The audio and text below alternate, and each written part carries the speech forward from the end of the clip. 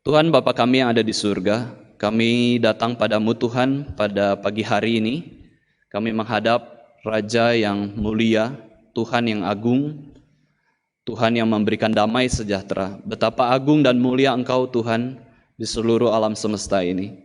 Ketika kami melihat diri kami yang sudah jatuh ke dalam dosa, bahkan juga kami sebagai orang Kristen yang seringkali melakukan dosa, kami sadar Tuhan betapa kecilnya kami dan betapa hina dan berdosanya kami.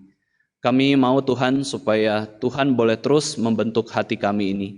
Memberikan kerendahan hati ketika kami datang kepada Tuhan yang begitu agung dan mulia. Kami berdoa Tuhan untuk firman Tuhan yang akan kami dengar pada pagi hari ini. Kiranya boleh berbicara kepada setiap pribadi kami masing-masing.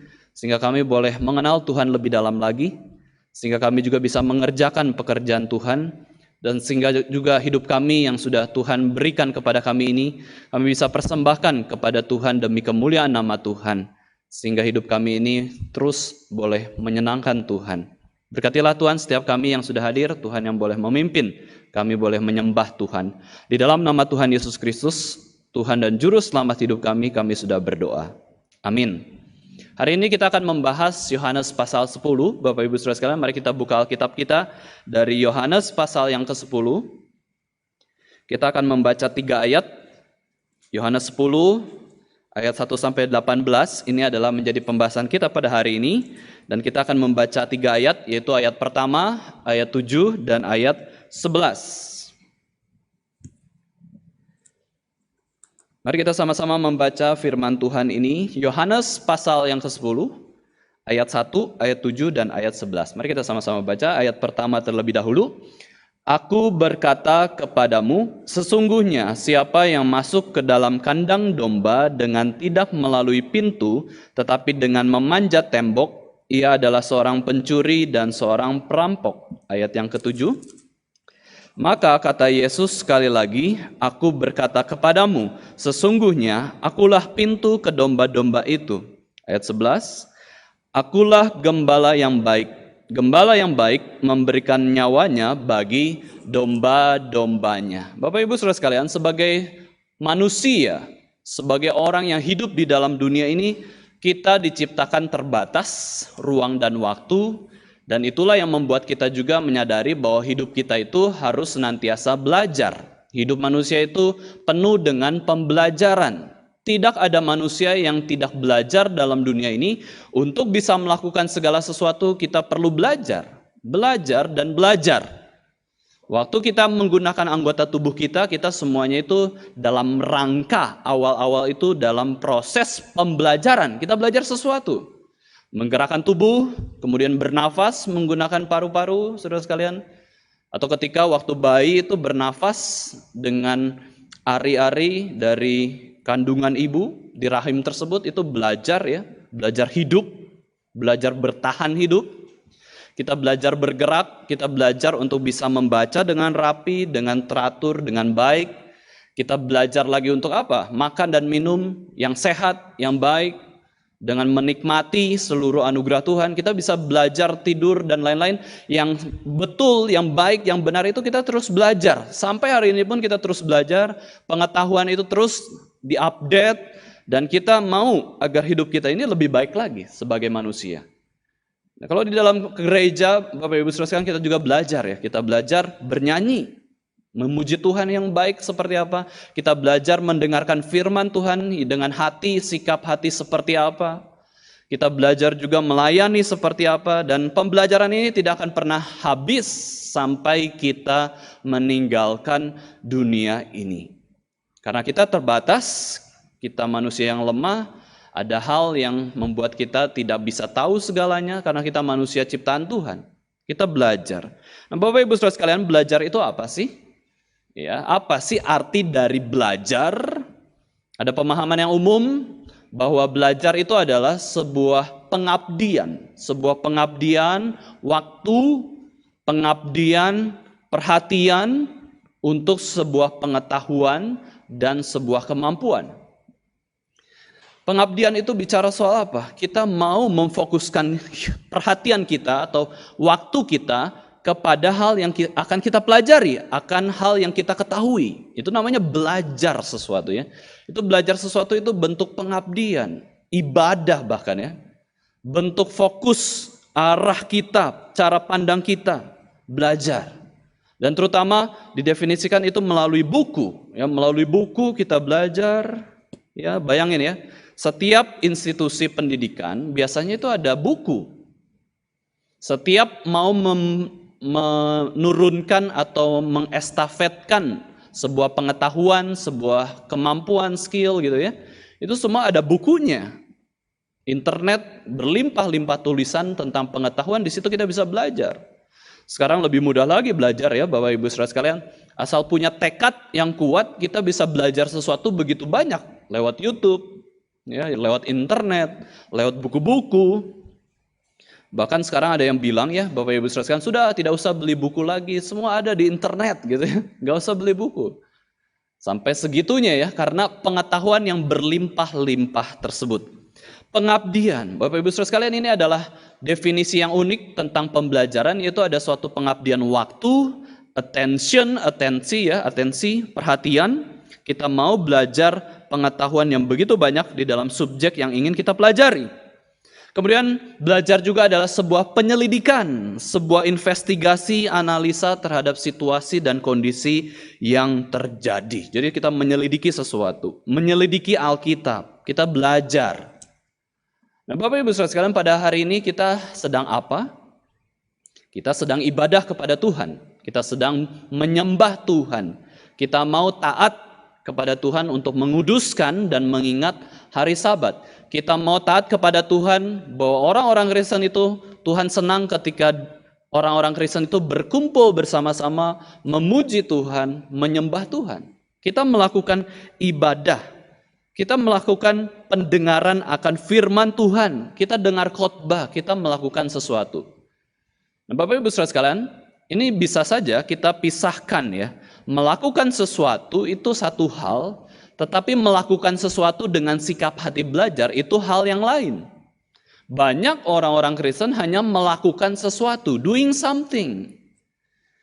Akhirnya itu menjadi tradisi, akhirnya itu menjadi rutinitas, akhirnya itu menjadi iman yang buta. Iman yang berjalan dalam kegelapan. Ngapain kamu berlutut? Ya memang harus begini berlutut. Ngapain kamu hari Minggu ke gereja? Ya memang karena saya orang Kristen. Kalau enggak orang tua saya marah, hanya sebatas itu. Ya ikut ke gereja. Karena apa? Karena saya orang Kristen. Karena saya betul-betul sudah biasa setiap minggu. Kalau enggak hari Minggu ibadah, kita rasanya itu cuman enggak enak saja. Tetapi tidak mengerti esensi kenapa kita ibadah minggu, kenapa kita mendengar firman, dan lain-lain. Yang membuat setiap tindakan kita berbeda dengan orang lain yang melakukan sesuatu saja adalah di dalam sikap hatinya ya, sikap hati yang mau belajar. Nah ini penting. Kita mau belajar itu penting. Kita mau belajar lagu-lagu, misalkan lagu-lagu yang tadi kita nyanyikan, kita mau belajar lebih tepat. Itu nggak apa-apa, itu bagus malah. Oke, masih belum bisa menyanyikan lagu, tapi kita mau belajar. Sikap hati belajar ini membedakan kita dengan orang yang hanya melakukan sesuatu saja. Ini penting sekali punya hati seperti demikian. Ya, hati yang rendah hati, itu artinya mau belajar, sikap hati yang belajar. Sikap hati seorang murid, ya, kita menyembah Allah, kita melakukan sesuatu, tetapi yang membedakan kualitas tindakan tersebut adalah sikap hati kita. Maka Bapak Ibu Saudara sekalian, meskipun kita di ruangan yang sama, dengar khotbah yang sama, itu beda-beda semua berkatnya. Ya, tergantung apa? Salah satunya tergantung sikap hati. Selain anugerah Tuhan,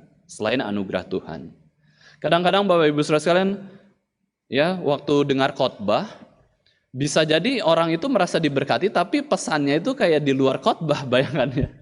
Khotbahnya tentang apa, dapat berkatnya tentang hal yang lain, kayak gitu.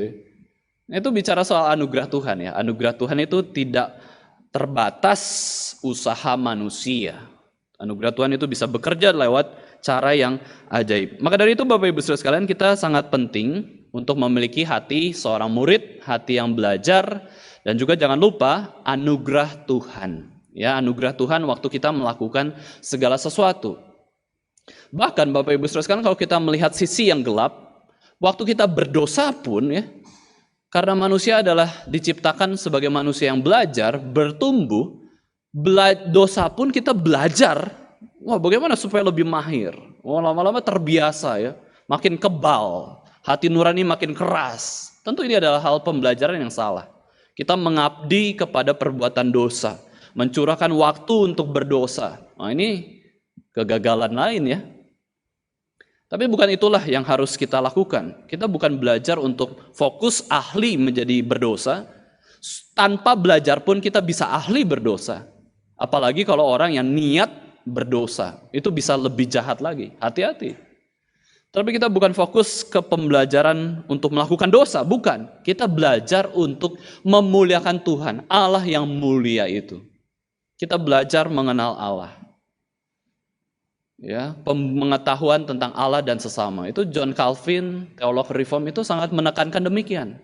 Pengenalan akan Allah dan sesama. Knowledge of God, knowledge of man, pengetahuan itu kita pelajari.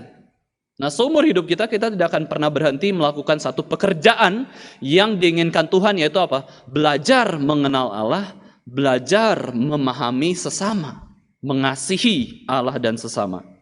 Kemudian Bapak Ibu Saudara sekalian, kalau kita lihat metode pembelajaran dari Yesus Kristus, firman Tuhan, waktu Yesus Kristus mengajar firman Tuhan, mengajarkan kerajaan Allah kepada orang-orang di sekitarnya, Yesus menggunakan salah satu metode yang dia suka, yaitu dengan perumpamaan.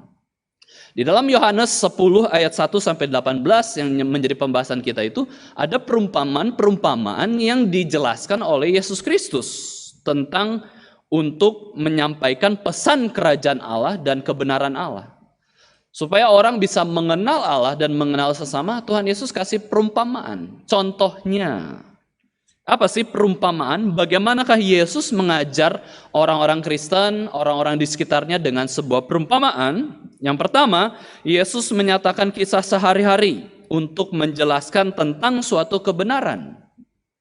Yang menjelaskan tentang suatu kebenaran, dia gunakan keadaan sehari-hari. Ya, misalkan virus COVID. Ya, virus COVID ini sangat menyebar. Ya, sangat mudah ketika kita bersentuhan dengan orang lain, ya bisa kena virus orang lain tersebut dalam kurun waktu bagaimana, dengan cara apa, misalkan ya dengan droplet, dengan apalah ya, dengan macam-macam, saudara sekalian. Nah, demikian juga ketika dikasih perumpamaan, oh ternyata virus itu mudah sekali menyebar ya. Ya, mudah sekali menyebar. Dengan demikian, kita bisa kasih pelajaran bahwa tindakan kita pun sebenarnya mempengaruhi orang secara sadar maupun tidak sadar. Kita hadir di sana, kita bertindak sesuatu, berkata sesuatu, melakukan sesuatu, itu bisa saja mempengaruhi orang lain. Kita adalah garam dan terang. Gitu kan ya? Nah, itu semua perumpamaan. Garam dan terang itu perumpamaan. Kita bandingkan hati kita waktu ibadah dengan hati kita waktu kuliah, Bapak Ibu Saudara sekalian. Lebih serius mana? Wah, waktu kuliah dong. Kalau saya nggak belajar baik-baik, saya bisa tidak lulus. Ya, orang tua bisa kecewa. Uang bisa hilang begitu saja, dan lain-lain. Semua kita pikirkan resiko-resiko ketika kita tidak kuliah dengan baik. Tetapi kalau kita tidak ibadah dengan baik, kita pikirkan nggak resikonya? Oh, bagaimana ya? Nggak ibadah dengan baik nanti hari Minggu. Kecapean hari Sabtu weekend ya. Sekarang kan Yogyakarta juga sudah mulai penuh waktu weekend, begitu padat. Tempat-tempat ya, semua itu sudah penuh, sudah tidak ada pandemi kelihatannya ya. Sudah seperti tidak ada pandemi. Nah, kemudian hari Minggu bagaimana kita supaya bisa ibadah dengan baik? Nah, itu kan perlu kita pelajari juga. Itu namanya perumpamaan. Contoh demi contoh. Yesus menceritakan kisah dunia dengan pesan surgawi. Ya. Kisah dunia tapi dikasih pesan surgawi.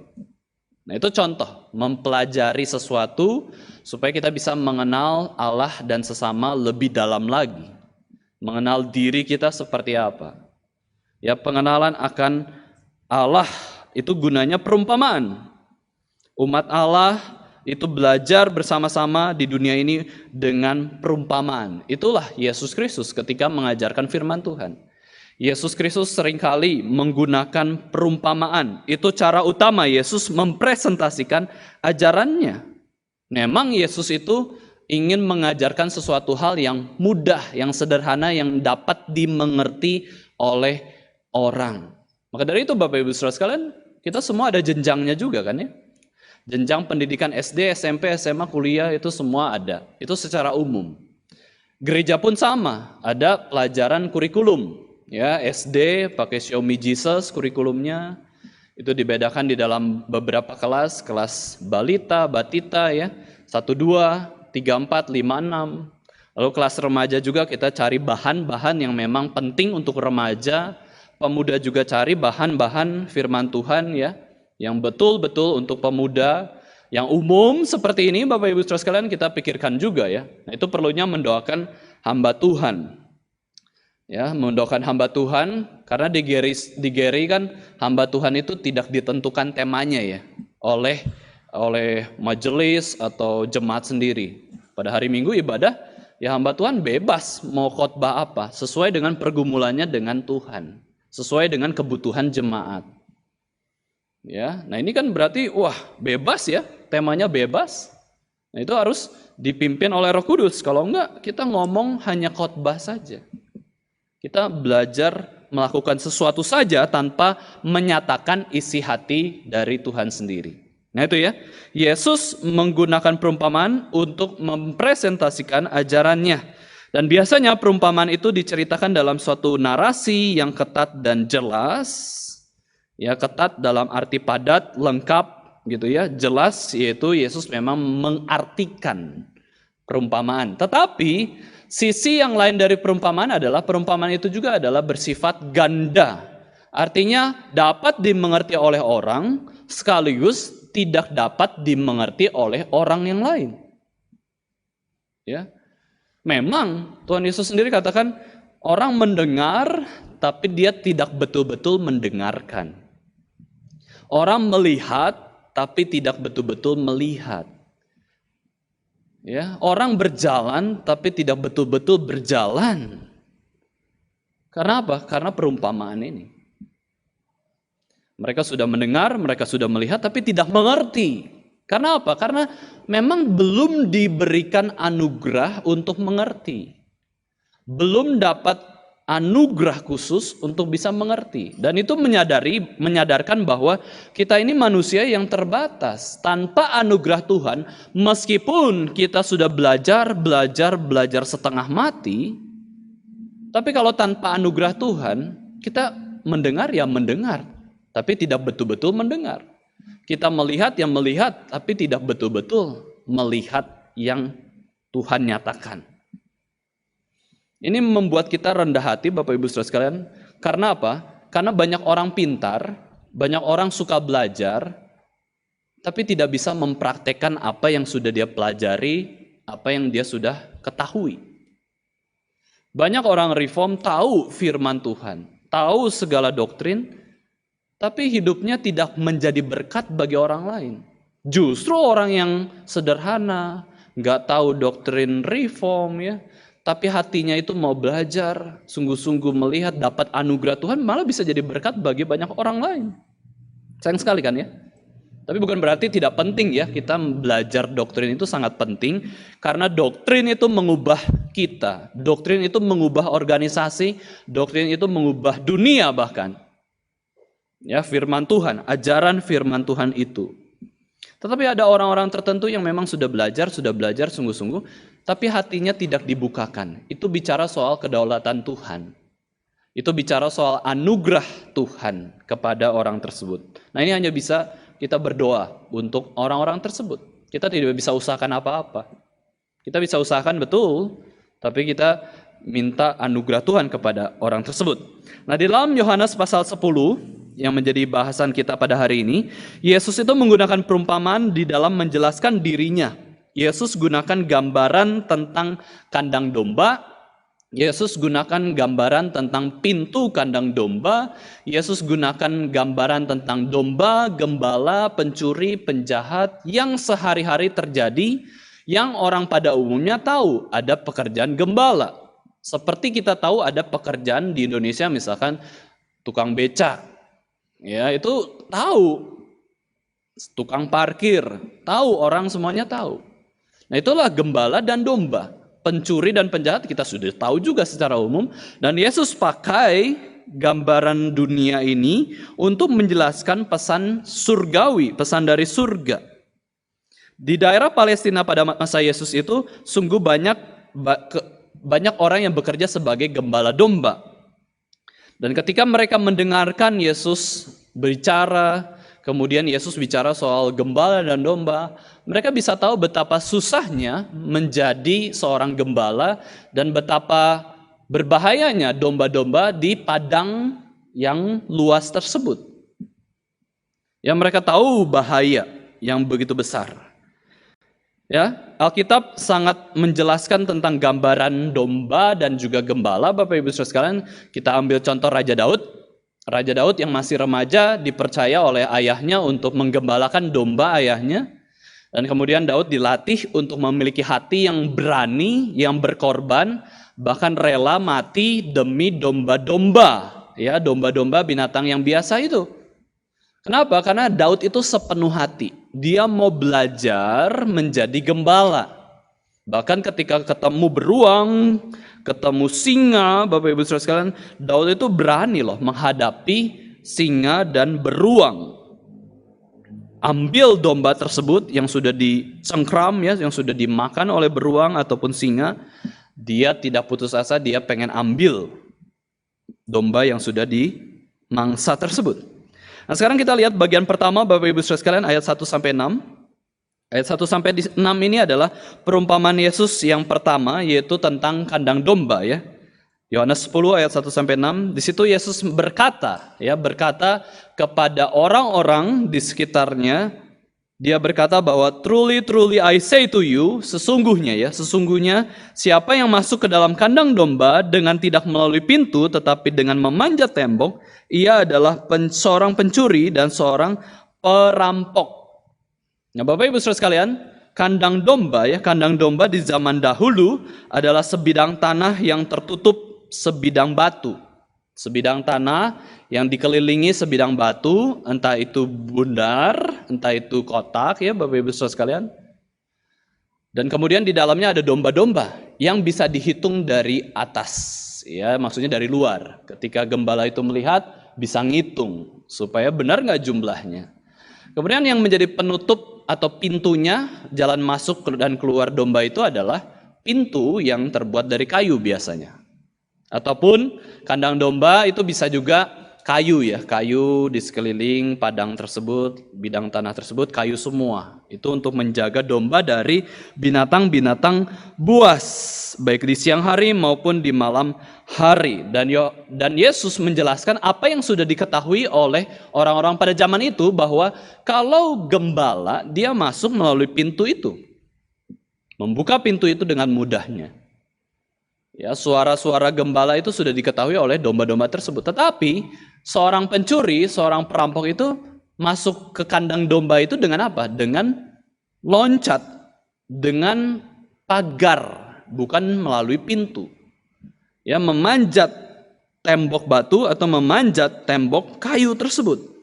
Nah, itu adalah dua peran yang berbeda yang sangat jelas sekali. Yesus tekankan bahwa gembala itu tokoh yang baik, sedangkan pencuri dan penjahat itu tokoh yang buruk.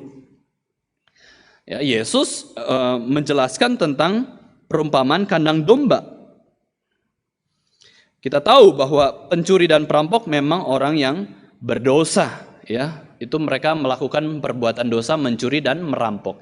Tetapi sebagai gembala, dia melakukan pekerjaannya. Ya, tentu bekerja itu bukan dosa, ya Bapak Ibu Saudara sekalian. Bekerja itu juga adalah menaati firman Tuhan. Jadi kita bisa lihat bahwa dua orang ini, yang satu menaati firman Tuhan, yang satu tidak menaati firman Tuhan. Nah, dua-duanya punya tujuan yang sama. Antara gembala, pencuri atau perampok itu punya tujuan yang sama, yaitu apa? Ke domba-domba tersebut. Dan tujuannya berbeda, ya. Tujuannya sama ke arah domba tersebut, tetapi yang satu memelihara, yang satu membinasakan, menghancurkan. ya, mengeksploitasi. Nah, ini tujuan, dua orang memiliki tujuan kepada domba, tetapi tujuan yang berbeda sekali. Nah, Bapak Ibu Saudara sekalian, kalau kita bisa lihat di sini, apa sih yang mereka inginkan? Apa sih yang mereka mau tuju kepada domba-domba tersebut? Yang mereka inginkan adalah betul-betul jati diri mereka. Mereka mau melakukan yang memang menjadi keinginan hati mereka. Ya, gembala itu memang mau merawat demi kebaikan domba, sedangkan pencuri itu mau merusak. Nah, ini betul-betul perbedaan jelas. Yesus jelaskan dua tokoh ini. Lalu bagaimana dengan sang gembala? Sang gembala di ayat 2-4, sang gembala itu dijelaskan lebih jelas. Ya, kalau memang pencuri dan perampok memanjat, ya udah, memanjat dijelaskan dengan singkat. Tetapi sang gembala ini dijelaskan lebih jelas. Jadi fokusnya, Bapak Ibu Saudara, bukan ke arah pencuri dan penjahat dan perampok itu, tetapi kepada gembala. Siapa yang melalui pintu, ia adalah gembala domba. Dan untuk dia, penjaga membuka pintu dan domba-domba mendengarkan suaranya, dan ia memanggil domba-dombanya masing-masing menurut namanya dan menuntunnya keluar. Ini adalah tindakan gembala. Dia dapat sambutan kalau memang si gembala tersebut punya penjaga pintu, ya, penjaga pintu. Kalau dia bisa sewa orang untuk menjaga pintunya supaya aman, itu dia disambut. Nah, ketika kalau dia itu tidak punya penjaga pintu, sewaan, upahan, ya dia sendiri yang menjaga pintu. Nah, Bapak Ibu Saudara sekalian, begitu banyak hal yang dikerjakan oleh gembala, ya. Yaitu apa? Dia memanggil domba-dombanya menurut namanya dan dia menuntunnya keluar. Ya, memanggil nama-nama domba tersebut, terus menuntun domba-domba tersebut keluar. Untuk apa? Untuk domba-domba tersebut melakukan tugasnya, ya, supaya bisa bertahan hidup. Dia makan, minum domba-domba tersebut, dan akhirnya mereka menikmati kepuasan hidup.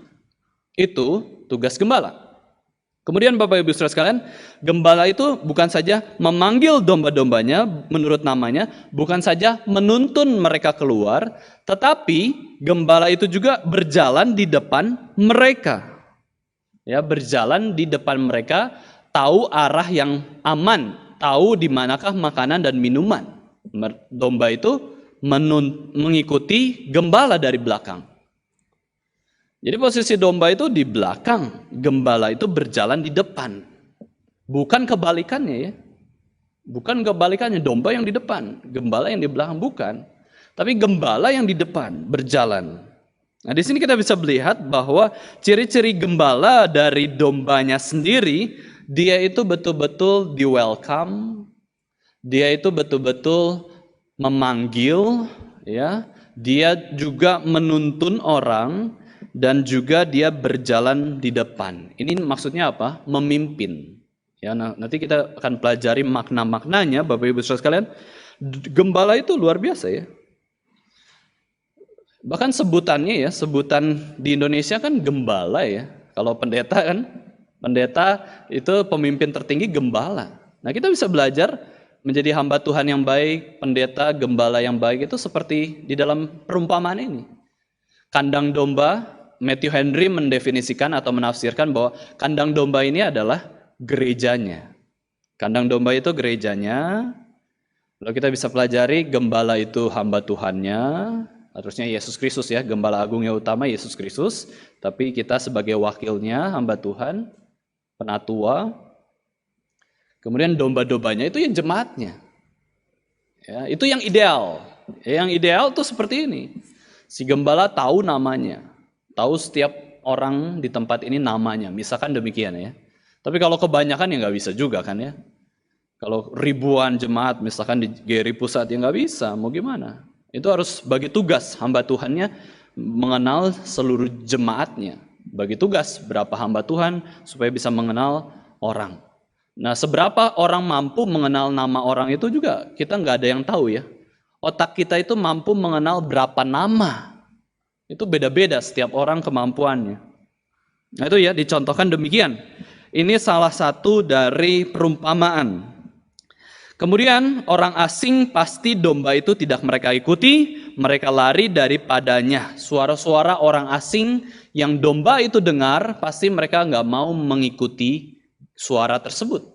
Nah ternyata Bapak Ibu Saudara sekalian, meskipun domba itu selalu kita hina-hina ya, betapa bodohnya dia, betapa mudah tersesatnya dia, betapa dia tuh nggak tahu mana yang aman, mana yang tidak aman, dan dia itu tuh kayak, wah, pokoknya bodoh lah, ya, sangat bodoh. Tetapi Bapak Ibu Saudara sekalian, satu hal yang pintar dari domba adalah dia mampu mendengar dan dia tahu siapa suara tersebut. Suara gembala dia ikuti, ya, dia ikut.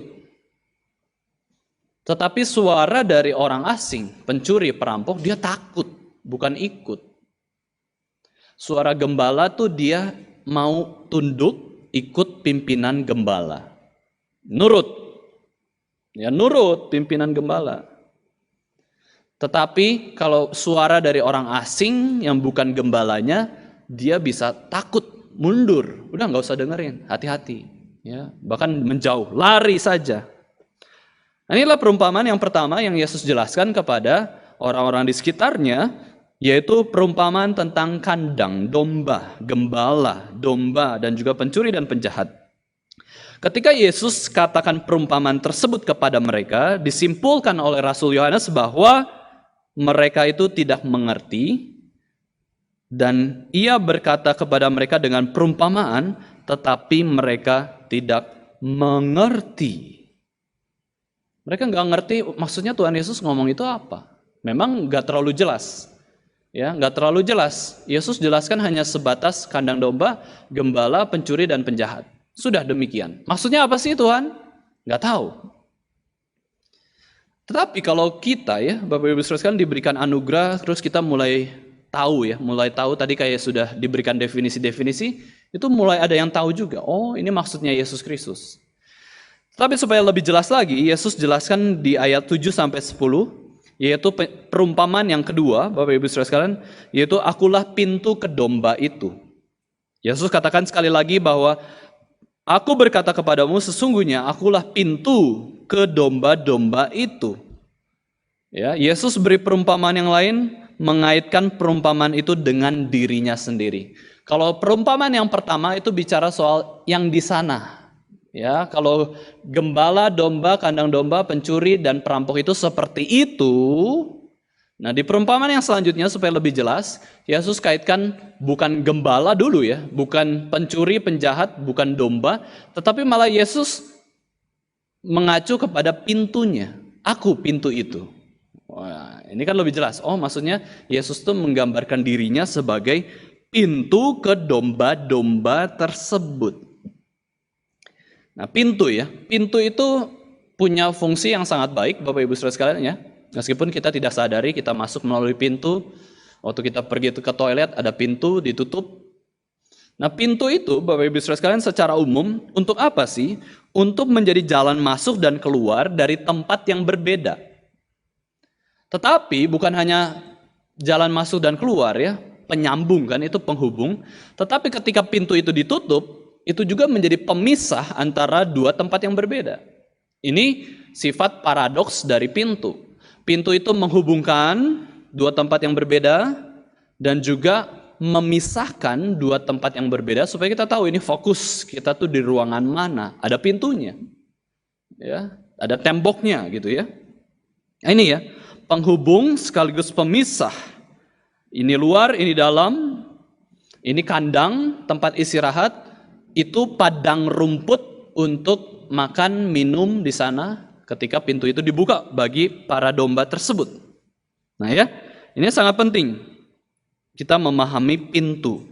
Bukan hanya itu, pintu juga sebenarnya bisa menjaga dan melindungi dari segala hal yang dilarang masuk.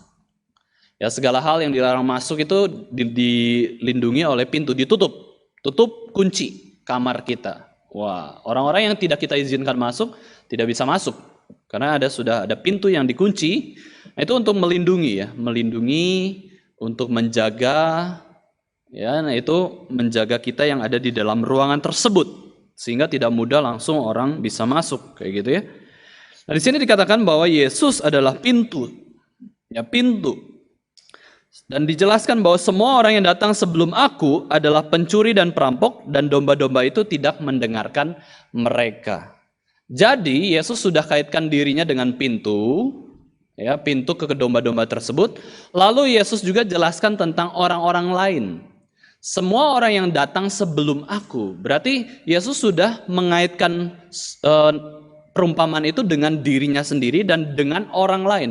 Orang-orang yang datang sebelum aku itu adalah pencuri dan perampok. Dan domba-domba itu tidak mendengarkan mereka. Ini sudah semakin jelas lagi. Ini berarti bicara soal manusia. Pencuri perampok itu yang datang sebelum Yesus. Yesus pada waktu itu masih berumur 30 tahunan. Berarti yang datang sebelum Yesus itu siapa? Ya, orang-orang yang hidup sebelumnya. Dan Yesus waktu datang itu dia menggunakan fungsi seorang nabi, memberitakan firman, mengajar, memberkati banyak orang. Dan siapakah orang-orang yang dipanggil untuk memberitakan firman, mengajar, dan juga memberkati banyak orang? Orang-orang yang katanya umat Allah, orang-orang yang katanya nabi-nabi, orang-orang yang katanya pengajar-pengajar, orang-orang yang katanya orang yang betul-betul tahu firman Tuhan. Dan inilah ya, inilah Yesus menjelaskan kepada siapa dia sedang berbicara tentang perumpamaan ini. Konteks Yesus berbicara soal perumpamaan ini itu mengacu kepada siapa? Kepada pengajar-pengajar Yahudi. Ya, orang-orang Farisi, ahli-ahli Taurat. Yesus katakan demikian. Kamu itu sudah datang lebih dahulu.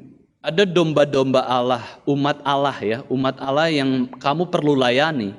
Tetapi kamu tidak melayani, kamu itu seperti pencuri dan perampok.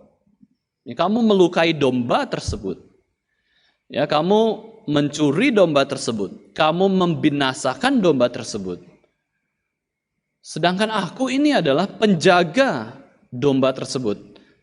Ya, aku adalah pintu menuju domba-domba tersebut. Aku akan jaga domba-domba yang ingin kamu curi.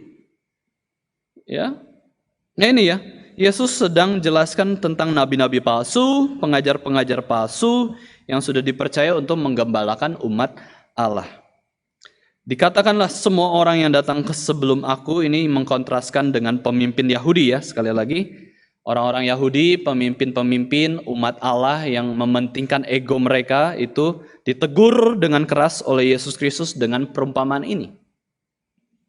Nah, ini tanggung jawab kita juga ya sebagai pemimpin-pemimpin gereja, terutama sebagai hamba Tuhan, sebagai penatua, pengurus gereja, sebagai orang yang dipercaya menjadi PIC misalkan, koordinator, itu tuh ada orang yang mengikuti kita. Ya, ada domba-domba yang mengikuti pimpinan kita. Nah, itu kita perlu jaga. Lalu Yesus jelaskan lagi di ayat 9, Yohanes 10 ayat 9, Bapak Ibu Saudara sekalian, dia katakan lagi sekali lagi, aku adalah pintu. Aku adalah pintu, barang siapa masuk melalui aku, ia akan selamat, dan ia akan masuk dan keluar dan menemukan padang rumput. Di kandang domba itu adalah jalan yang memisahkan domba antara tempat yang aman dan tidak aman. Tetapi domba itu tetap perlu keluar dari kandang domba tersebut untuk makan dan minum. Jadi domba ini tetap pergi keluar, ya, tetap pergi keluar, tidak tinggal di kandang terus meskipun kandang itu aman. Sedangkan dia pergi keluar, kenapa? Karena dia supaya bisa mempertahankan hidupnya ataupun bisa melangsungkan kehidupannya. Domba itu keluar, meskipun di luar itu, di luar kandang domba itu tidak aman. Nah, kita mengerti gambaran ini, Bapak Ibu Saudara sekalian, sebagai orang Kristen, harusnya di gereja itu kita rasa aman, loh. Aman karena apa? Karena ada apa? Karena ada Tuhan ya. Tuhan hadir di gereja, ya, di bait Allah, bait suci. Tuhan mau hadir dan menerima sembah puji kita. Kita aman. Ada orang-orang Kristen lainnya yang seiman dengan kita harusnya rasa aman, jangan rasa tidak aman ya. Kalau kita semua sudah sungguh-sungguh melayani Tuhan, harusnya aman. Nah, kalau rasa tidak aman berarti bagaimana? Kita ada salah konsep tentang gereja. Tempat yang aman untuk beristirahat. Ya, di hari Sabat kita beribadah menyembah Tuhan. Tetapi sebagai umat Tuhan ada waktunya kita pergi keluar. Meskipun tidak aman. Di luar sana banyak orang yang menolak Yesus. Di luar sana ada yang tidak suka agama Kristen. Ada yang tidak suka orang Kristen. Di luar sana kita bisa disalahpahami. Lebih parah. Ya. Di luar sana banyak bahaya. Tetapi kita diutus untuk pergi keluar sebagai umat Tuhan. Untuk apa? Supaya kita bisa menjalankan tugas kita sebagai orang Kristen. Ya, kita mengabarkan Injil, kita berbuat baik kepada sesama, kita melayani Tuhan, berbagi kasih, Bapak Ibu Saudara sekalian. Ini ya, ini gambaran kita juga sebenarnya, gambaran gereja ketika kita memahami perumpamaan ini. Kemudian dijelaskan lagi, Bapak Ibu Saudara sekalian, Yesus katakan dia pintu. Dia pintu dan dia jelaskan pencuri datang hanya untuk mencuri, membunuh, dan membinasakan. Aku datang supaya mereka mempunyai hidup dan mempunyainya dalam segala kelimpahan. Yesus sebagai pintu, dia itu memberikan keselamatan bagi domba-dombanya, ya, dan juga Yesus memberikan pemeliharaan kepada domba-dombanya, padang rumput dan lain-lain. Tetapi bukan hanya itu, Yesus menjelaskan tentang dirinya, dia itu berbeda dengan pencuri dan perampok. Yesus katakan tujuan dia datang ke dalam dunia ini adalah untuk memberikan hidup. Hidup itu bicara soal bukan saja selamat ya, selamat, tetapi pemeliharaan Tuhan. Ya, yang kita bisa lihat bahwa Yesus menjelaskan tentang dirinya sebagai pintu, Yesus menjelaskan tentang keselamatan dan pemeliharaan. Ini namanya kehidupan. Dan maka dari itu Yesus katakan supaya orang itu mereka mendapatkan hidup yang dengan segala kelimpahan. Orang-orang biasanya terus menjelaskan kelimpahan itu seperti apa sih? Kelimpahan itu adalah seperti misalkan gelas ya, gelas itu diisi air sampai luber, itu kelimpahan ya, sampai tidak kuat menampungnya lagi. Atau makanan, Bapak Ibu Saudara sekalian, perbedaan makanan di istana dan makanan di penjara itu menunjukkan kelimpahan dan kekurangan. Makanan di penjara seadanya, porsinya segini, nggak bisa nambah. Kemudian di istana, wah satu raja, mejanya saja panjang, terus makanannya begitu banyak. Itu menunjukkan apa?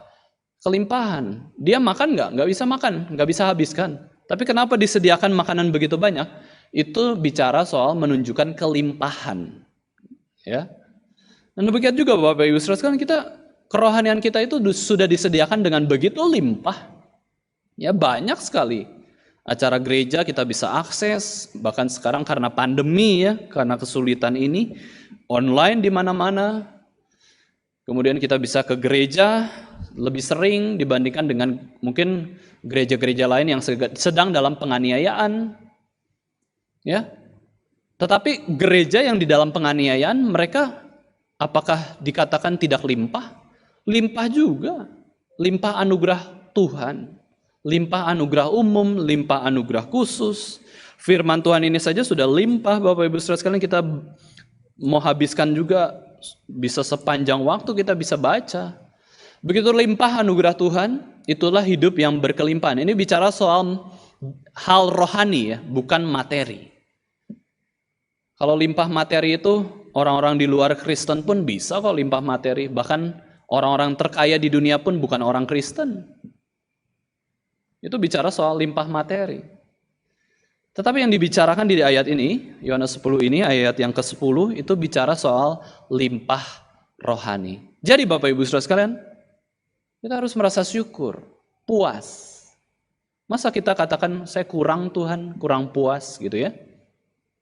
Kurang puas, saya kurang puas ini, kurang puas itu.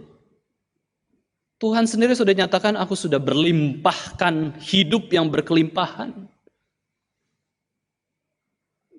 Ya, kita kalau menyadari ayat ini sungguh-sungguh nggak akan pernah ngomel Bapak Ibu Saudara sekalian. Nggak akan pernah tidak mengucap syukur. Kita akan terus merasa syukur karena Tuhan sendiri yang memberi kelimpahan di dalam kehidupan kita. Penjelasan perumpamaan selanjutnya, Bapak Ibu sekalian, ayat 11 sampai 18 itu adalah perumpamaan akulah gembala yang baik. Jadi untuk menuju perumpamaan akulah gembala yang baik, Yesus jelaskan tentang kandang domba dulu, kemudian Yesus jelaskan tentang akulah pintu. Barulah Yesus menjelaskan akulah gembala yang baik. Yesus menjelaskan bahwa gembala yang baik itu adalah aku. Akulah gembala yang baik. Salah satu contoh gembala yang baik, Bapak Ibu Saudara sekalian, adalah seorang misionaris Jerman bernama Ludwig Ingwer Nommensen. Ya, kita tahu semuanya ya, khususnya orang-orang Batak sangat tahu tentang Nommensen ini. Salah satu misionaris yang berhasil di sepanjang sejarah negara Indonesia, sejarah kekristenan. Kenapa dia bisa berhasil? Karena memang dia punya konsep gembala ya, gembala yang baik. Dia punya konsep pintu, ya, dia punya konsep itu sehingga dia lakukan firman Tuhan itu. Dia menjadi pintu jalan masuk dan keluar untuk orang-orang suku Batak. Jalan masuk kepada keselamatan di dalam Yesus Kristus, dan jalan keluar juga supaya orang-orang bisa keluar dari permasalahan dosa, permasalahan penyembahan yang bukan kepada Allah yang sejati. Ya, ini adalah jalan masuk kepada Kristus, jalan keluar kepada dosa, dari dosa. Ya, Nommensen berhasil melakukannya. Dia juga menjadi hamba Tuhan yang sungguh mengasihi seluruh jemaatnya. Ya, Nommensen punya pengaruh yang besar, Bapak Ibu sekalian, di Indonesia ini. Ya, sangat besar sekali. Mereka orang-orang Batak itu banyak sekali jemaatnya ya. Mungkin jemaat terbesar di Indonesia itu adalah jemaat gereja Batak, gereja suku Batak, orang-orang Kristen di sana. Ya, itu pengaruhnya luar biasa. Kemudian Nommensen juga menerjemahkan perjanjian baru dalam bahasa Batak. Tentu ini adalah hal yang luar biasa, yang sulit sekali, di mana kita bisa melihat perjuangan dan kerja kerasnya. Sebelum Nommensen sudah banyak misionaris yang berdatangan ya ke Indonesia. Orang Inggris ada 3 orang, dia ditangkap dan diusir, ya mereka diusir. Ada juga misionaris Amerika itu 2 orang ditangkap dan dihukum dan dibunuh, dan kemudian dagingnya dimakan bersama-sama oleh orang-orang Batak di pasar, makan daging manusia kayak gitu ya. Nah itu ya, itu perjuangan dari seorang Nommensen, Bapak Ibu Saudara sekalian. Dia adalah hamba Tuhan yang gembala yang baik. Itu hati gembala ya. Sangat mudah kok, hamba Tuhan itu sangat mudah untuk melepaskan diri tidak jadi hamba Tuhan. Sangat mudah. Atau pindah dari gereja lain, sangat mudah. Bisa, gampang kok. Gak jadi hamba Tuhan pun bisa hidup. Ya, kalau bicara soal hidup saja sih gampang gak jadi hamba Tuhan. Ya. Tapi kenapa susah-susah jadi hamba Tuhan, ya menggembalakan jemaat? Hati Tuhan. Tuhan itu nggak pernah capek sama kita, ya kan? Tuhan Yesus itu adalah gembala agung kita yang menuntun domba-domba yang tersesat. Dia terus mau menggembalakan kita meskipun kita berdosa.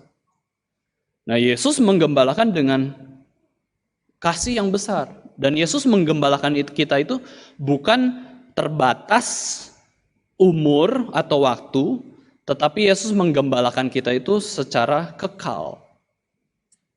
Dan Tuhan Yesus menunjukkan penggembalaannya itu luar biasa, yaitu ketika dia hadir dari surga menuju dunia selama 33,5 tahun di dunia. Itu Yesus menggembalakan kita mulai dari bayi, mulai dari rahim, ya, di rahim itu janin sampai umur 33,5 tahun.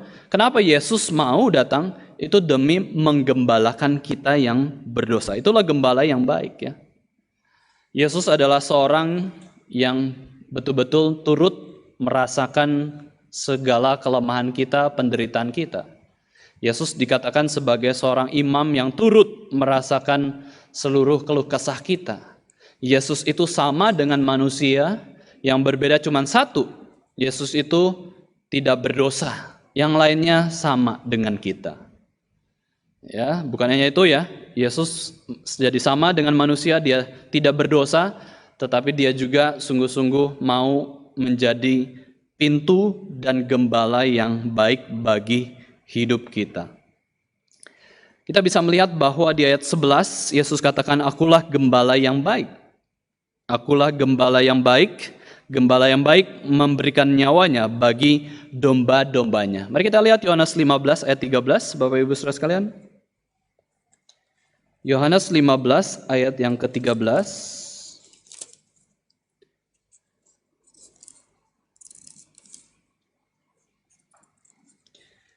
Yohanes 15 ayat 13, di situ dikatakan bahwa apa? Kita baca bersama-sama. 1, 2, 3. Tidak ada kasih yang lebih besar daripada kasih seorang yang memberikan nyawanya untuk sahabat-sahabatnya. Ya, ini adalah kasih yang terbesar, yaitu kita sampai rela mati. Rela mati. Rela mati. Susah ya? Kita belum pernah mengalami kematian. Mungkin ada yang pernah mengalami hampir mati. Itu mungkin akan bisa memahami ayat ini dengan lebih jelas lagi. Tetapi Bapak Ibu Saudara sekalian, kita dituntut mempelajari kasih seorang gembala yang agung, yaitu Yesus Kristus yang mati bagi domba-dombanya, rela mati. Gembala yang baik memberikan nyawanya bagi domba-dombanya, dan inilah kasih yang terbesar ketika seorang rela mati bagi sesamanya. Ya. Para martir, para rasul, Bapak Ibu Saudara sekalian, mereka mendahului kita untuk menyatakan kasih yang besar kepada domba-domba Allah. Mereka rela mati demi iman mereka. Ya, itu adalah kasus-kasus khusus. Kita tidak semua dipanggil untuk mati bagi orang-orang tertentu. Tidak ya. Tetapi yang penting apa? Kita mau rela mati. Beda dengan betul-betul mati untuk orang tersebut. Kita tidak dipanggil betul-betul mati untuk orang lain, kecuali memang Tuhan panggil ya. Tetapi yang panggilan umum adalah kita mau mati untuk sesama kita. Nah, itu kasih pengorbanan ya. Itu pengorbanan yang betul-betul Tuhan nyatakan kepada kita semua, dan Yesus sudah lakukan itu. Yesus lakukan untuk manusia.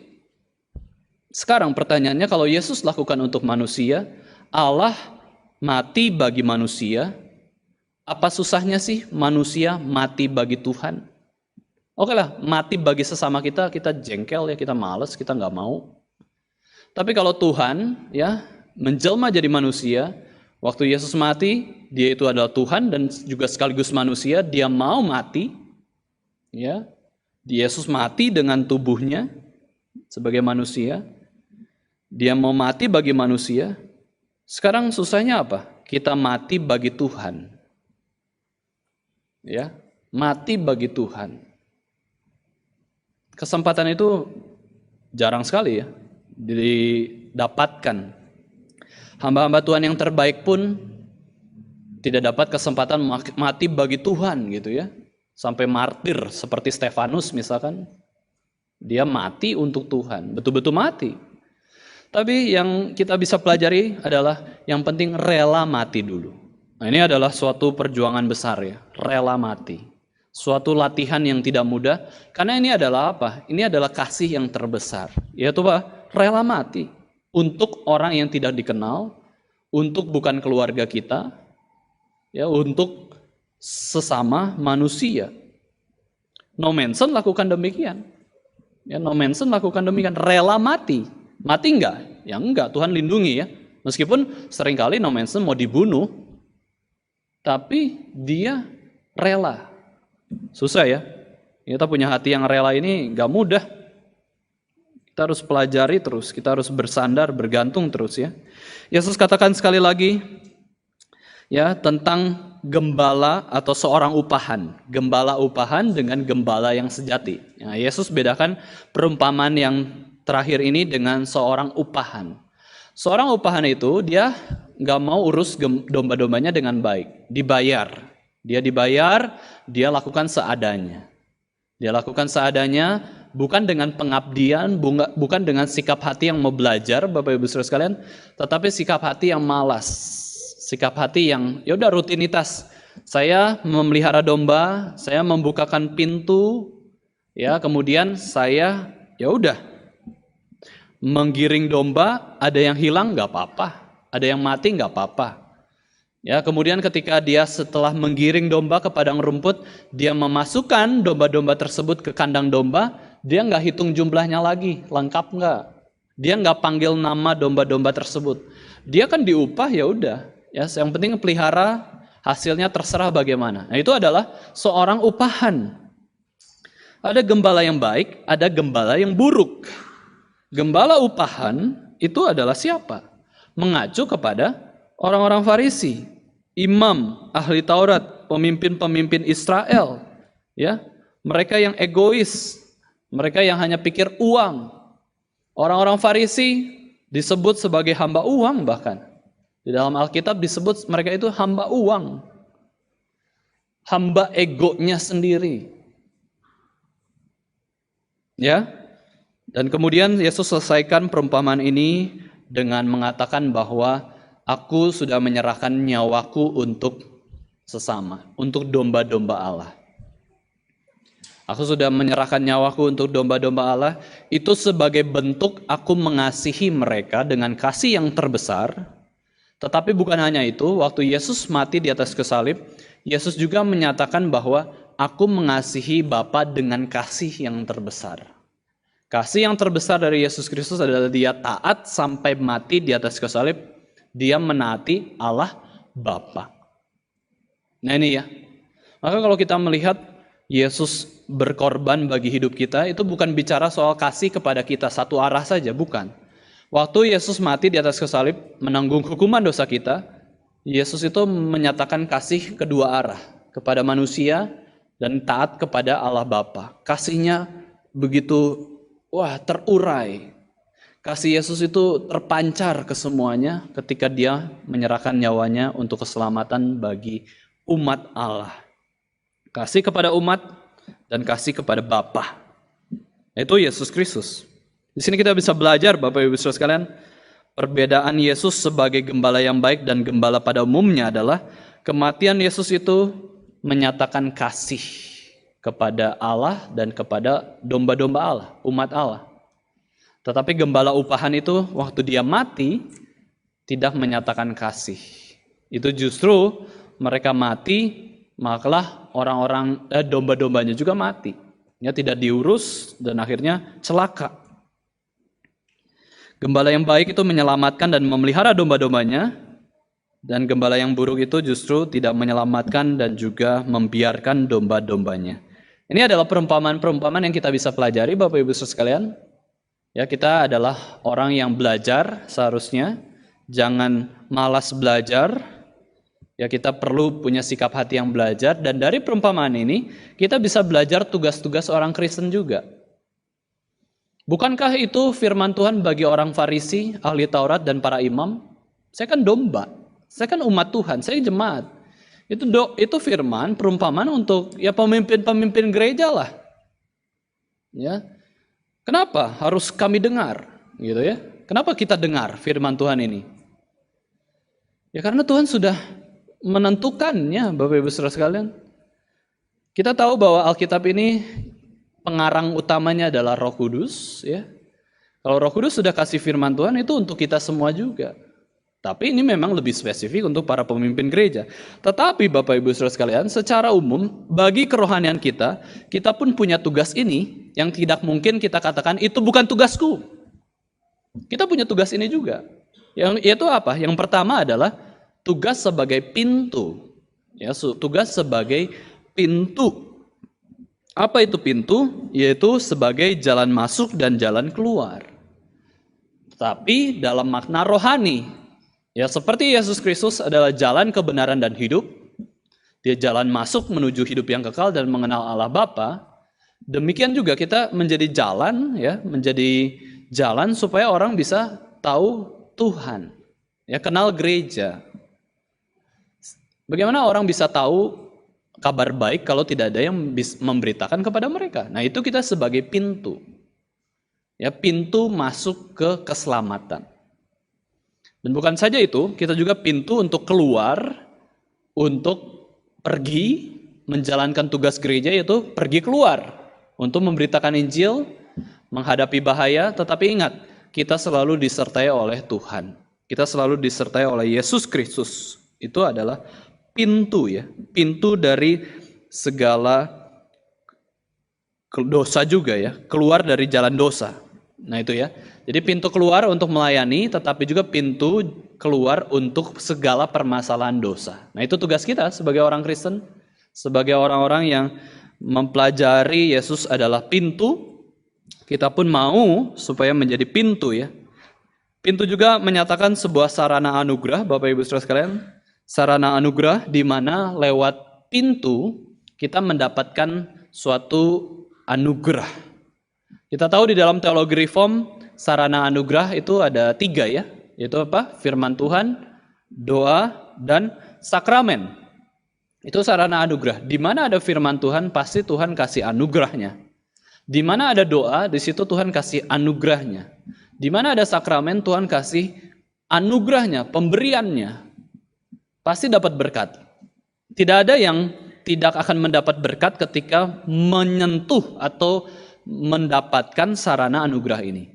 Nah, ketika seseorang sungguh-sungguh mendapatkan sarana anugerah ini, baik firman Tuhan, baik doa, baik sakramen, Bapak Ibu Saudara sekalian, orang-orang itu terus dipenuhi dengan firman dan doa, dia pun bisa menjadi sarana anugerah juga untuk orang lain.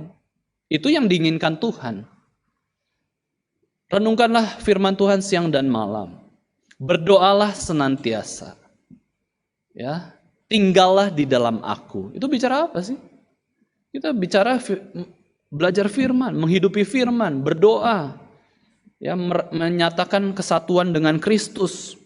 Ya, ketika kita betul-betul menyadari sarana anugerah, kita bisa menjadi pintu yang Tuhan inginkan. Yang kedua, tugas kita adalah sebagai domba ya. Sebagai domba, pertama-tama kita mengikuti gembala agung dulu, yaitu Yesus Kristus. Jangan gembala manusia ya. Gembala manusia ini perpanjangan gembala agung, yaitu Yesus Kristus. Maka gembala kita siapa? Ketika ditanya misalkan gembala kamu siapa? Ya, bukan pendeta kita, tapi gembala yang pertama itu adalah Yesus Kristus. Kalau gembala gereja baru kita sebut pendeta kita. Kita sebagai domba itu coba dengar suara Yesus. Dengar firman Tuhan, dengar suara Roh Kudus. Kita ikut pimpinan Tuhan. Maka Bapak Ibu Saudara sekalian, kalau kita ya menghadiri suatu acara, misalkan acara gereja nih, acara gereja, kita biasanya orang-orang yang sudah kenal Yesus Kristus itu nggak suka acara gereja yang suaranya itu bukan suara Yesus Kristus. Ya, suaranya itu suara duniawi, suara-suara motivator. Kita nggak suka, kita lari.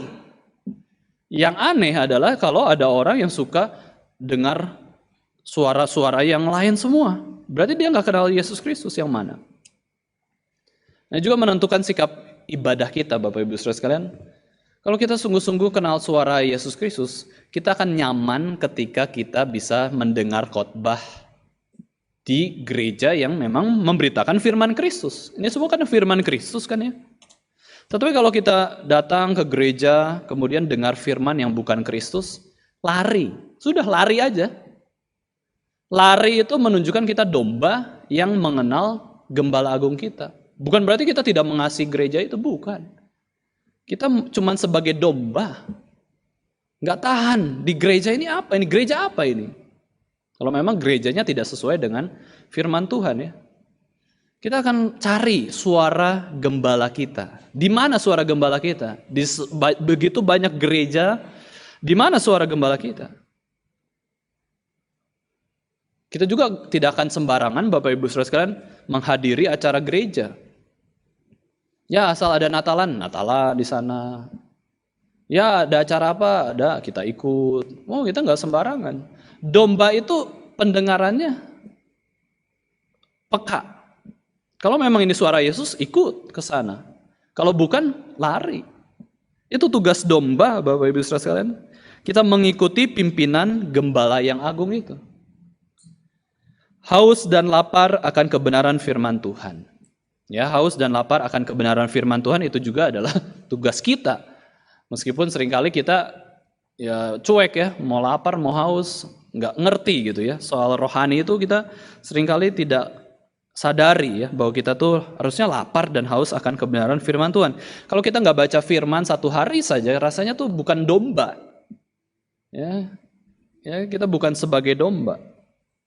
Ketiga, yang terakhir Bapak Ibu Saudara sekalian, yang ketiga adalah tugas sebagai gembala. Ini yang paling sulit ya. Ini yang paling sulit kita kerjakan sebagai orang Kristen karena kerohanian kita semua beda-beda. Ada yang kuat, ada yang lemah. Maka kita tidak bisa samaratakan standar kita orang reform harus begini. Yang lemah mundur. Ya, yang kuat bertahan. Masa kayak gitu ya? Seleksi alam, gereja jadi seleksi alam? Bukan. Gereja itu menerima semua orang baik yang lemah, yang kuat, yang bermasalah, yang baik-baik saja, yang sakit, yang sehat, yang kaya, yang miskin, yang semua itu kita terima dan semua tuh kita gembalakan. Bukan hanya orang-orang yang cocok dengan kita. Kita mau berkawan ya, berkawan dengan siapapun. Ini tidak mudah ya. Apalagi kita punya karakter-karakter sendiri, ada orang yang pendiam, ya nggak mau ngobrol sama orang, ya. Tapi punya komunitas yang dekat. Nah itu ya, saya lihat tuh kayak gitu. Justru orang yang pendiam punya komunitas teman yang akrab. Tapi ada orang yang heboh, tapi ya dia cuma heboh aja, nggak ada punya komunitas yang dekat, kayak gitu ya. Nah, itu karena apa? Karakter kita. Tetapi Bapak Ibu Saudara sekalian, dua-duanya bisa dipakai Tuhan untuk menggembalakan sesama ya. Kita ya berteman, mau mengasihi siapapun itu dia. Mau belajar mengenal dia. Nah ini penting ya. Waktu kita mengenal orang juga kita belajar mengenal dia. Ini pembelajaran. Mau mengasihi dia. Yesus pernah bertanya kepada Simon Petrus, Simon anak Yohanes, apakah engkau mengasihi aku? Jawab Petrus, ya benar Tuhan, aku mengasihi engkau. Kemudian Yesus katakan kepada Petrus bahwa gembalakanlah domba-dombaku. 3 kali perintah ini dijelaskan betapa pentingnya tugas seorang gembala. Ya, betapa pentingnya panggilan ini kepada hidup kita semua. Setelah Petrus diperintahkan demikian, Petrus pun ketika menulis surat kepada umat Tuhan, kepada para penatua, pemimpin-pemimpin gereja, dia katakan juga di dalam 1 Petrus 5 ayat 2, gembalakanlah kawanan domba Allah yang ada padamu, jangan dengan paksa, jangan maksa orang. Ya, jangan paksa orang ikut ibadah, jangan paksa orang ikut PA, jangan paksa orang ikut ini dan itu, paksa gitu ya. Tapi dengan pengertian, dengan menjelaskan urgensinya, dengan anugerah Tuhan kita doakan. Ini gembalakanlah kawanan domba Allah, jangan dengan paksa. Tetapi dengan sukarela sesuai dengan kehendak Allah. Kita juga dengan sukarela menggembalakan, kita juga tidak terpaksa. Jangan karena mau mencari keuntungan, tetapi dengan pengabdian diri. Ternyata Bapak Ibu Saudara sekalian, tugas-tugas orang Kristen baik sebagai gembala, sebagai domba, sebagai pintu, itu perlu pengabdian diri, perlu pembelajaran. Ya, perlu pembelajaran. Yesus Kristus diutus oleh Allah Bapa untuk menggembalakan umatnya. Waktu Yesus Kristus nubuatannya didengar oleh orang-orang Majus dari timur, Bapak Ibu Saudara sekalian, orang-orang Majus dari timur itu bertanya kepada Raja Herodes, di manakah raja orang Yahudi yang baru lahir itu? Nah ini adalah suatu iman yang luar biasa ya Bapak Ibu Saudara sekalian. Waktu orang-orang Majus dari timur, dari daerah Persia itu menuju ke Bethlehem, daerah Yudea, itu mereka ada penelitian mengatakan bahwa mereka itu melakukan perjalanan 1000 km selama kurang lebih 40 hari. Lebih beriman siapa sih? Orang Majus atau ahli Taurat, imam kepala? Ya, lebih tulus mana di dalam mempelajari kehendak Tuhan? Orang Kristen, gereja, atau orang non-Kristen di sana, di luar sana?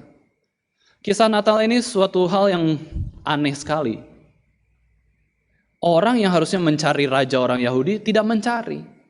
Tapi orang yang di luar sana yang justru tidak tahu siapa Yesus Kristus malah mencari Yesus Kristus. Orang Majus ini adalah orang-orang yang melakukan perjalanan yang jauh sekali untuk bertemu dengan Yesus Kristus. 1000 kilometer, bayangkan ya. Para imam kepala dan ahli Taurat menjawab di Bethlehem, tanah Yudea, akan bangkit seorang pemimpin yang akan menggembalakan umatnya Israel. Jadi Yesus Kristus hadir, lahir itu untuk menggembalakan umatnya Israel. Masalah penggembalaan ini, masalah Yesus Kristus. Yesus Kristus itu datang untuk menggembalakan. Kalau di dalam Geri kita bisa belajar, paling penting apa? Pengajaran, penginjilan. Yesus datang sebagai pemimpin untuk menggembalakan. Waktu menggembalakan itu semua ada. Semua ini saling terkait ya. Waktu menggembalakan kita sedang mengajar orang, mengabarkan Injil kepada orang.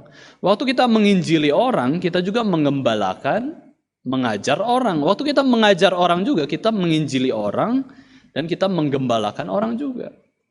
Dan Yesus dijelaskan di dalam perkataan imam kepala dan ahli Taurat, akan bangkit seorang pemimpin yang akan menggembalakan umatnya Israel.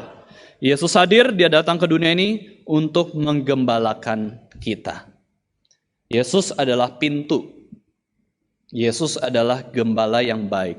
Inilah Natal, Bapak Ibu Saudara sekalian. Inilah makna kelahiran Yesus Kristus ke dunia ini. Yaitu Yesus mau menjadi pintu menuju keselamatan, pintu jalan keluar dari segala dosa kita, pintu jalan keluar untuk bisa melayani Allah dengan disertai Tuhan itu oleh Yesus Kristus semua. Yesus Kristus lahir ke dunia ini untuk menggembalakan umatnya, yaitu kita, yaitu dia adalah gembala yang baik. Gembala yang baik mau menjadi manusia, turut merasakan kelemahan-kelemahan kita semua. Yesus bisa sakit, tapi sakitnya Yesus itu bukan karena dosa. Ya, bukan karena natur yang berdosa. Yesus bisa lapar, haus, itu bukan karena natur berdosa ya. Yesus bisa mati, ya, itu bukan karena natur berdosa. Kita itu bisa mati karena natur berdosa. Kita bisa sakit karena kita berdosa. Kita bisa mengalami penderitaan itu karena dosa. Tapi Yesus tidak karena dosa, dia mengalami penderitaan. Tidak karena dosa, dia mengalami sakit. Tidak karena dosa dia mengalami kematian. Itulah penggembalaan Yesus. Yesus gak harus kok jadi manusia. Yesus gak harus kok menyelamatkan kita. Yesus bukan hanya itu, gak harus menciptakan kita. Tapi ketika Yesus melakukan semuanya itu di dalam rancangan yang kekal itu, Yesus mau menggembalakan kita.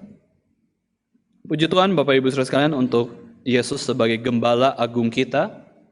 Ya, kita punya sahabat yang terbaik, kita punya Tuhan yang mengerti segala keluh kesah kita, dan dia adalah pintu, dia adalah gembala. Saya undang kita semua untuk membaca Mazmur 23. Kita bangkit berdiri Bapak Ibu Saudara sekalian. Kita membacakan Mazmur 23 menutup khotbah kita pada hari ini. Judulnya adalah Tuhan Gembalaku yang baik. Mari kita sama-sama membaca seluruh pasalnya. Mazmur 23 ayat 1 sampai 6 Mazmur Daud. Kita baca bersama-sama mulai dari ayat pertama ya. Mazmur Daud. Tuhan adalah gembalaku, takkan kekurangan aku. Ia membaringkan aku di padang yang berumput hijau. Ia membimbing aku ke air yang tenang. Ia menyegarkan jiwaku. Ia menuntun aku di jalan yang benar oleh karena namanya. Sekalipun aku berjalan dalam lembah kekelaman, aku tidak takut bahaya, sebab Engkau besertaku. Gadamu dan tongkatmu itulah yang menghibur aku. Engkau menyediakan hidangan bagiku di hadapan lawanku. Engkau mengurapi kepalaku dengan minyak, pialaku penuh melimpah. Kebajikan dan kemurahan belaka akan mengikuti aku seumur hidupku. Dan aku akan diam dalam rumah Tuhan sepanjang masa. Mari kita sama-sama berdoa. Bapa kami yang ada di surga, terima kasih Tuhan, Kau adalah pintu, Kau adalah gembala kami yang baik. Terima kasih kami boleh mendengarkan firman Tuhan, beribadah kepada Tuhan pada pagi hari ini. Kiranya Tuhan yang boleh terus memberikan kami berkat Tuhan, pengertian, pengenalan akan Allah yang lebih dalam lagi dalam kehidupan kami, sehingga itu boleh mengubah hati kami untuk bisa serupa dengan Yesus Kristus. Terima kasih Tuhan, kami boleh digembalakan Tuhan sejak kami kecil sampai hari ini. Tuhan selalu beserta dengan kami, Engkau tidak pernah meninggalkan kami. Sekalipun kami dalam lembah kekelaman, tetapi Engkau selalu beserta kami.